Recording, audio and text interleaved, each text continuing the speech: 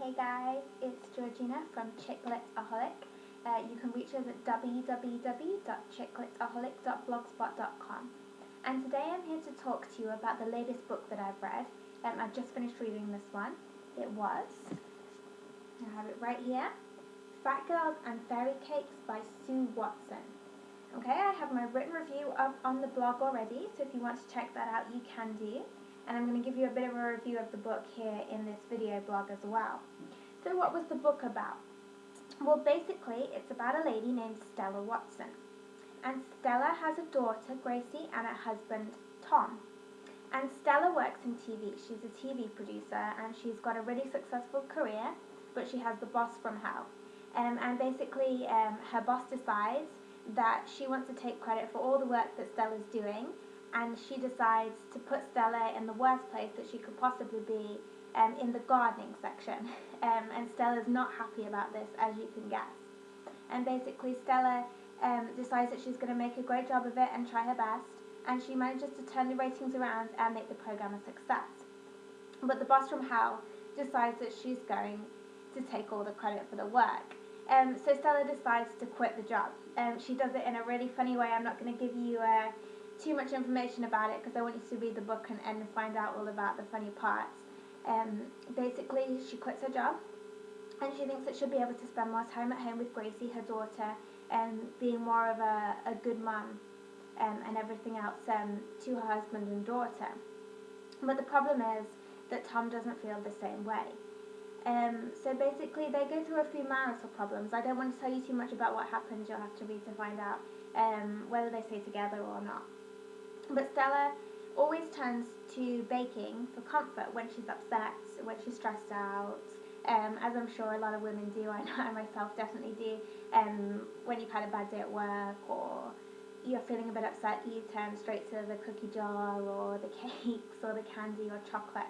And Stella does that a lot. But she bakes her own goodies. She's always baking cakes and treats for herself and her daughter. And Stella decides, should she carry on baking for fun, or could she turn this into a business? And basically the novel looks at whether she decides to take that route or not, and looks all into the baking world as well. I thought this novel was really fun. It was a really fun read. There are lots of really funny moments that have me literally laughing out loud, along with them. Each chapter has a name in it. So I'm going to show you. I don't know whether you'll be able to see this very well, but you'll be able to see here. It says prologue, and then Sex in the Dark. All of the chapters have funny little names like this, which I found was really amusing. Any chapter that begins with Sex in the Dark is going to be a hit with me. I thought it was a welcome relief within the novel. I also thought it was something different. Not many authors decide to do that. They just name them chapter 1, chapter 2. So I thought this was something really creative that Sue Watson had done within the novel. I also love the character of Stella. In the beginning, it took a little while for me to warm to her, but once we got to know her, once we got to learn all her faults and her insecurities, once we got to learn about why she is the way she is, and learn more about her baking and everything else, I really enjoyed reading about her. And a lot of the time I actually had to stop myself from thinking that she wasn't actually a real friend of mine. I got carried away a lot of the time thinking that she was a real person, which is always good in a novel if you get carried away and you start to think that the novel is real. I also like the other characters within the novel. I mentioned in my written review that I love the character of Al, and I do. Al is one of Stella's friends, and he's one of her gay friends. Gay characters in novels are sometimes sort of overplayed. They're made to seem more gay than a lot of the times they should be, but I loved the way that Al was portrayed. I thought he was hilarious, but he also had his sort of more emotional, more mature moments throughout the novel as well. I don't want to give too much away in terms of what exactly you'll find out when you read the novel yourself.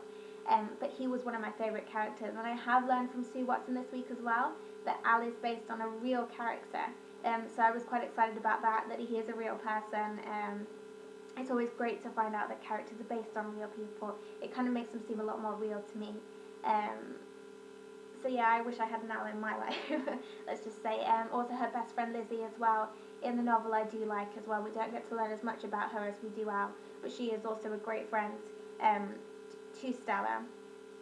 Another thing that I loved about the novel was how easily the story flowed.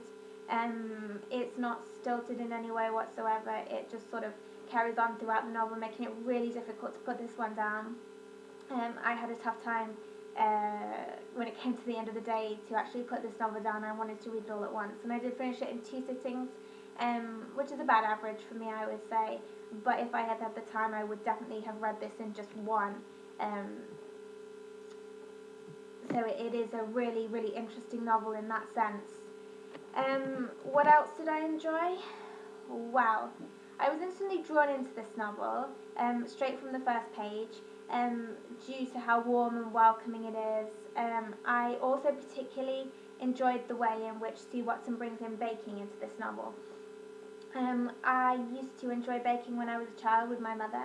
I enjoy baking now, and it definitely sort of sparks my interest in baking again. So it's made me sort of want to run into the kitchen and start baking cakes and cookies and all sorts of treats for myself. So this novel definitely did that for me. I'm sure it will for you as well. And I also particularly like the mention of Strictly Come Dancing. I know that there's going to be a new season of Strictly Come Dancing coming out in the UK very soon. So I thought this was a great time for that to be mentioned with the release of that. I know in terms of in the States we have Dancing with the Stars, which is exactly the same show, just the American version coming out as well. So I think it's great that sort of Rickshaw Publishing and Sue Watson decided that they were going to release the novel at the times of those releases with the information of Strictly Come Dancing in here. Obviously it's all fiction, none of it is facts in terms of that, but I still thought it was great sort of timing for that one. What I didn't like about the novel, there's not very much, I'm just sort of nitpicking with this one, but I did find at the beginning it was a bit slow to sort of get the novel started, even though at the beginning there is a very, very funny moment involving the vicar and his wife. But I did find Stella a little unlikable at the beginning until I did get to know her just a little bit better. So that was really my only sort of downside of the novel. I did really enjoy this one. It was given 5 out of 5 stars on my blog, and I'm giving it 5 out of 5 stars for my video blog as well. This is definitely a novel that you should get. I want to show you the cover just quickly. This is an ARC, which is an ARC. It's a advanced reader's copy. I don't know whether you can see just there. It says uncorrected proof. But this is the final cover of the novel. So there's the cover for you. I'm not going to show you the back because it is completely different, and the thickness may be different if yours is smaller, larger. Don't worry about it, this isn't an ARC, so it's not exactly how yours may look. This one was released on the 8th of September, so it was released last week, so it's available for you all now. Everyone from the UK, you can get it on Amazon, W. Smith's, wherever you like to buy your books from, Tesco. I don't know where you like to buy your books, but anyway you do. And I know in the US you can pick this one up on Amazon.com, and they have it available for your e-reader. So you can buy this one as an e-book. If you do want a paperback copy, you're probably going to have to get it off Amazon.co.uk and have it shipped over. I don't know whether they're planning on releasing it in America or not. I'm a bit unsure. I think they're seeing how it goes in the UK. But I have heard lots of good reviews from this one, and this is another really good review. So this one was 5 out of 5 stars. Make sure you all go and buy this one. It was amazing. Here's the copy again for you to see. So make sure you go and get this novel. And if you want to check out my written review, you can also check that out on www.chicklitaholic.blogspot.com. I will keep doing my video blogs. I'm going to do every time I write a review on a book. So let me know whether you're liking them, whether you want me to shut up or not. I just thought it was a little sort of something extra that I could do along with the books. Remember, you can check us out at Twitter. We're on @chick_litaholic. You can also like our page on Facebook. We're on there as Chicklitaholic. It's a page. You can go and like it. And you can also email me as well, any comments, any sort of, just anything you want to say really. Just chicklitaholic@hotmail.com. Okay, well I hope you guys have a great day, and I'll speak to you again soon. Bye!